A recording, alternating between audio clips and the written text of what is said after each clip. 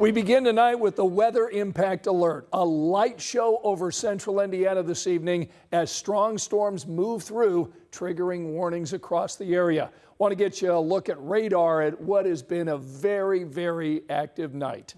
Thanks for inviting us in. It's 11 o'clock. Angela's here in the Weather Center. Do we have any watches or warnings in effect right now? No watches, no warnings, but plenty of flood advisory. We had 2, 3, 4 inches of rain with this line of storms. We've also had reports, several of them, of 60+ mile per hour wind gusts. Okay.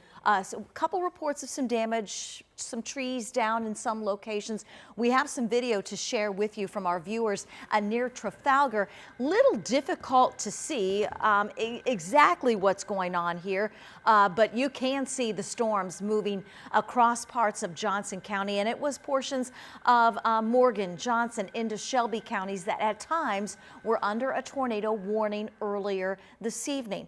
As I mentioned, no watches or warnings. With daylight, we'll have a better idea of any significant damage across our area, but nothing coming into the National Weather Service yet.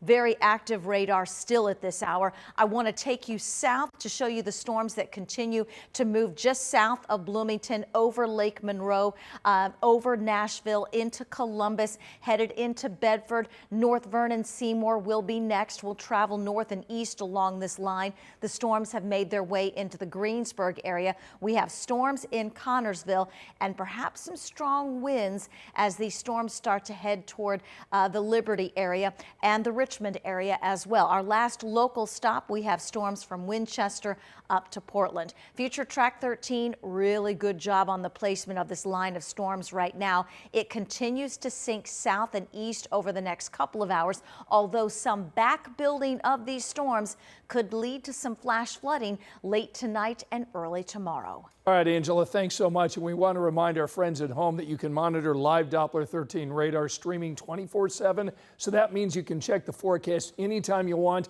Just download our free streaming app on your TV. Tonight at 11, Marion County residents got a chance tonight to weigh in on a proposal that would raise local vehicle fees to help pay for roads. Alex Almanza was at tonight's council meeting. Alex joins me in studio tonight. So, Alex, what sparked all of this? Scott, this really starts at the State House. Indiana lawmakers gave Indianapolis a shot at $50 million a year for roads. But there's a catch. The city has to raise new local money to match it. There weren't enough chairs for everyone, but community members still chimed in. There has to be a better solution than just penalizing the residents of Indianapolis. I feel that you're targeting the wrong people to pay for it. Indy leaders say the state is offering $50 million for road funding only if Marion County comes up with $50 million in matched dollars on their own. So councilors are proposing a higher fee at the BMV to raise money.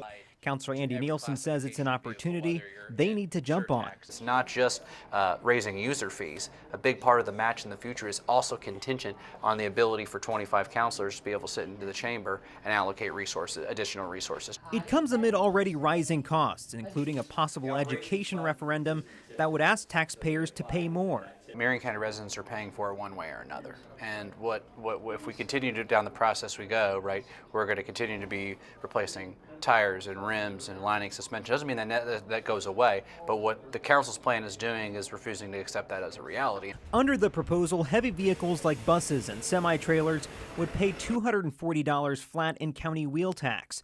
But most car owners would pay an annual $100 county vehicle excise surtax.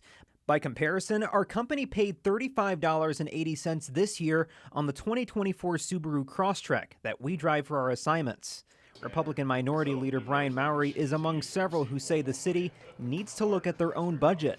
We need to make sure we're really looking at our own personal budgets within the city to see where we're at and how we're going to make these things work before we're asking folks to look at their personal budgets and say, I gotta pay more in my car now when I'm already, like we heard from a lot of people tonight, on fixed income. Mayor Joe Hogsett has also criticized the council's proposal, telling 13 News previously, quote, "We owe it to our community members to deliver solutions that invest in infrastructure without placing additional financial strain on hardworking families." Now, after tonight's public comment, this proposal still needs council approval.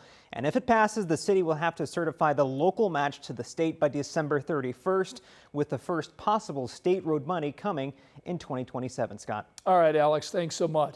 And now a push tonight for better oversight at the Indy Office of Public Health and Safety. But the leaders of this agency are telling us that one proposal may go too far. City County Councilor Michael Paul Hart told us that if changes are not made, the office should lose funding.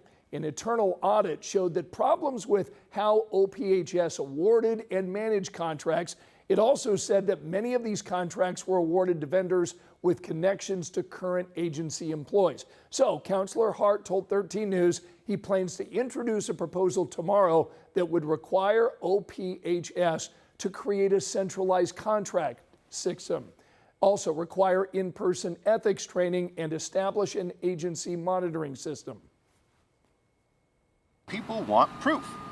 They want proof that the contracts are being tracked, that invoices are supported. They want proof that vendors are being monitored. Right now, that's not happening. I think if we were to reduce funding, that would mean reduced programming, and I don't know if that was considered when this proposal was created. That was Andrew Merkley, who is the director of OPHS. Merkley points out to us that the agency was addressing issues laid out in the audit before the audit came out. Here's a look at the other stories making headlines right now. A teenager is now in custody connected to gunfire on 465. All of this unfolding last Wednesday near Allisonville Road. Police tell us 19-year-old Josiah Flowers was driving a car when he started shooting at an SUV. Court documents say all of this stemmed from a fight over unfinished automotive work. The two people inside the SUV were not injured. Tonight, a man is in critical condition after a shooting on the east side of our city. All of this happening this morning near 10th and Drexel.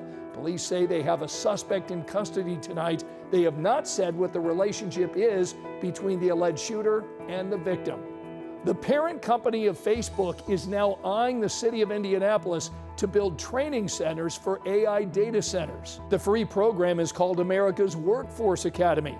It lasts 5 weeks. Graduates will earn industry-approved credentials and a guarantee of a job at a Meta data center construction site. That program will also launch in Louisiana, Texas, and Ohio.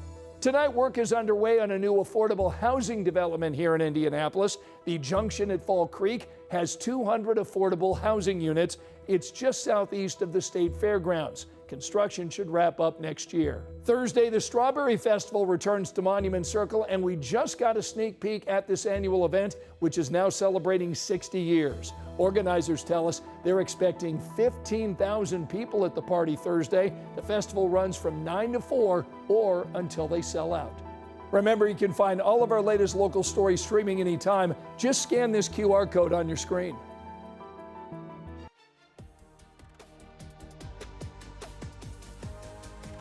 It's just an amazing time right now in Hammond.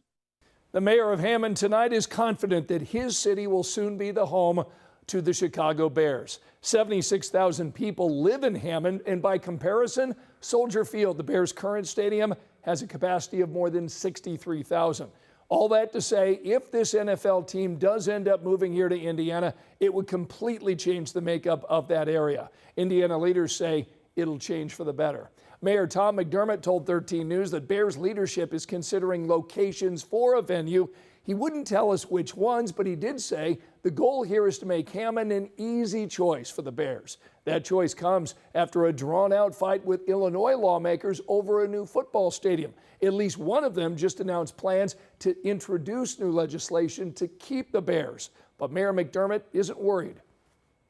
If Illinois is going to do anything, they probably can't do anything until they go back into session in November. And I don't think the Bears are on the same timeline. I think that's been a refreshing change for the Bears to see bipartisanship in Indiana and two different parties working together in a common goal to make something great happen for Indiana. Mayor McDermott went on to tell us that the state and the governor's office are leading the charge here, but he also talks to the Bears once a week. Only time will tell if Indiana scores or if Illinois finds a way to get the interception.